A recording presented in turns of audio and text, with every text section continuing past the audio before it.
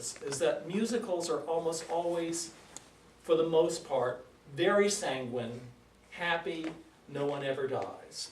Whereas in operas, quite often, there is a tragic death. Well, Mr. Toastmaster, fellow Toastmasters and math. Today, the opera I'm talking about, Elektra by Richard Strauss, no one is happy. And the murders that take place are longed for, plotted, and exultantly rejoiced in. The text of this opera was written by Hugo von Hofmannsthal, and he wrote all of Richard Strauss's texts. And just like the Ponti for Mozart's, they were the only two librettists who wrote opera texts for the opera that could actually be used as a play without the music, because the text itself was so strong. And Strauss was able to take this riveting text and completely bring this text to life in a way more intensely than you could see in a play on the stage. Keep in mind that during this period when Strauss was writing this at the turn of the century, Freud's theories of the subconscious were flooding the European intellectual scene. And so all of these different Freudian ideas that were emerging from these Greek ancient myths were coming alive, and people were aware of them. The crazy, psychotic, nightmarish, tormented text of Elektra could not have found a better composer to bring it to life. And in it, he manages to evoke such a moodiness, such an exultancy, such a perversity, that you really feel the horrible awfulness of the text of Elektra. And lest you think that Elektra is something that people can't relate to today, a friend of mine was a teacher in Lake Washington High School in Bellevue for years, and every year he played for the seniors a DVD performance of Elektra the opera. And these teenagers, who were a hard audience to play to, were completely and utterly riveted, because not only was the music amazing, but for some way or other, this story spoke to modern man from 2,300 years ago. To bring this text to life today, the singer in the example is Birgit Nilsson, who I've spoken about to some of you before.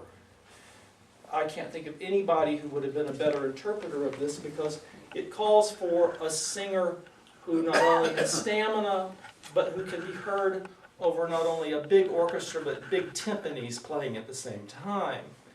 Her voice could be heard through the 6-foot-thick brick walls of the Metropolitan Opera House. Big voice. In this particular text, what I want you to do is, I have the text of this, and first of all, let me tell you something. What's happening is, in the scene, it starts out with her morosely bemoaning the fact that she is alone. And she's calling up to her father's grave, which she's standing over, and wanting his ghost to come up and visit her, because, well, she has the Elektra complex, you know, the Freudian thing. She is very identified with her father. But then she starts getting happy when she starts thinking about them sacrificing all of their dogs, and all of their horses, and all of their slaves, and lying up their bloody corpses on top of the graves, so people can see that his body is finally honored in the way that it was supposed to be. This is not I Love Lucy, the opera. But this was the mentality of the day. You know, they were really big into sacrifices back then. So let's look at this text here, and how it's going to start out. In English it says, "And then your bloodkin will dance around your grave." In the German you will hear the soprano sing, "Ring um dein Grab." And when she does that, you have to remember her grave is the most important place in the world for her now. Her father's there.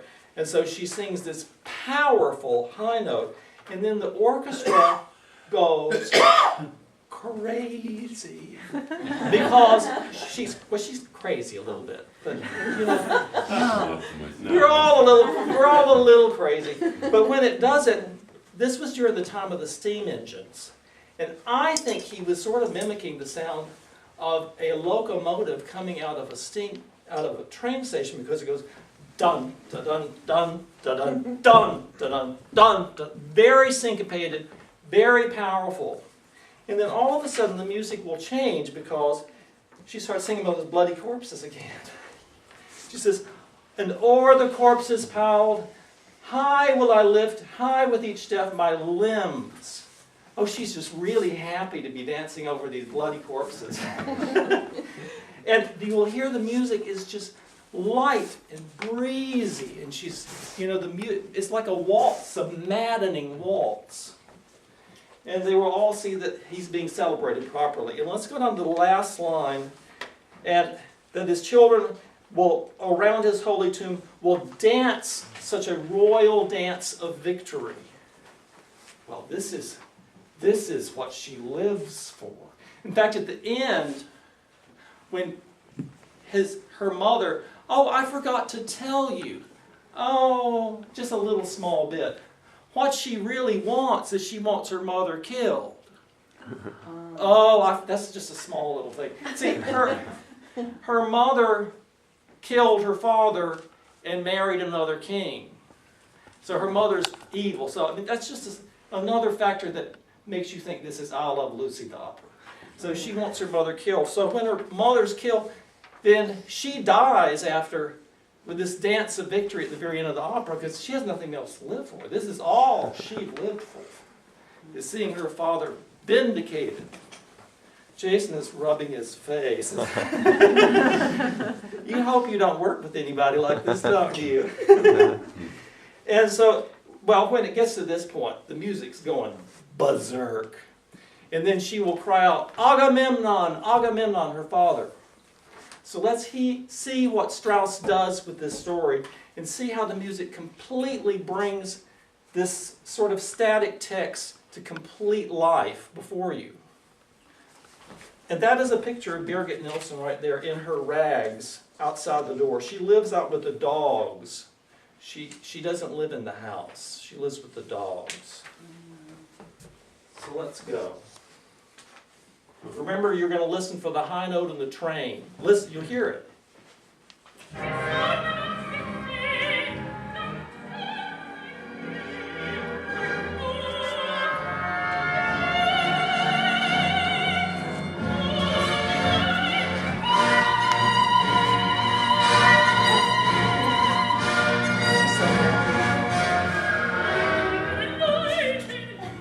She's happy. All those bloody corpses.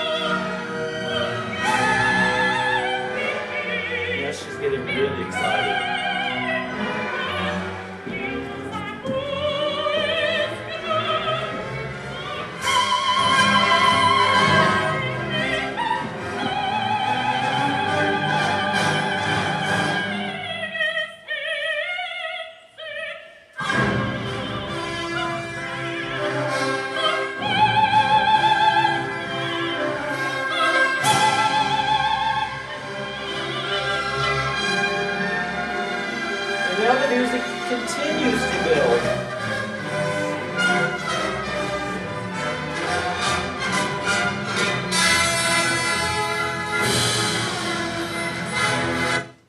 Tyler is so happy he doesn't live next door to a woman like that.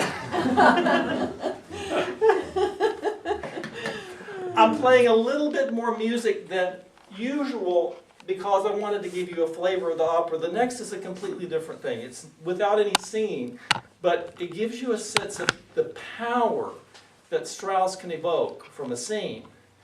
Now here comes the murderous mother Clytemnestra in all of her bangles, baubles, and beads.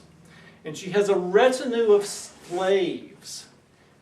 And you will hear the crack of the whip as the slaves are beaten into submission as they follow her around. She is Cruella de Vil, 2300 BC. This music is very interesting because I played it for a friend of mine who's a therapist. She said the music evokes the same sort of feeling that a young child would have in the presence of a psychotic parent. And towards the end of this brief segment, you will start hearing the music start hammering, hammering, hammering on the same tone. Hammering, hammering like a boxer beating you. It's so aggressive. And listen what thrilling, evil music this is. It's really good. It's better than anything you'd see in Star Wars or something like that. I've got to cue it up here. Sorry for the graceful position.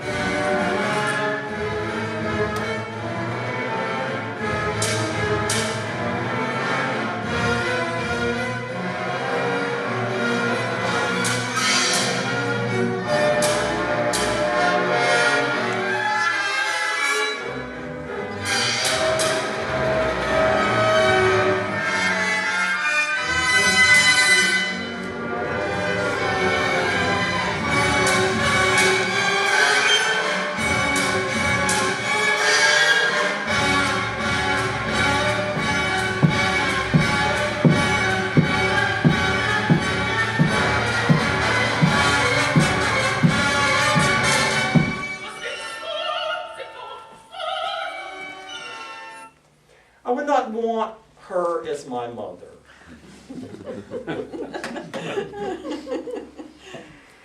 If I have been lit up any desire on any of your part to see a performance of Elektra, I can send you an email if you email me with some wonderful links. There's an entire production of Elektra with Birgit Nilsson, who did this, when she was 65 and closed out her career at the Met. She was a little past her prime, but for her, past her prime is better than 90% of anybody else.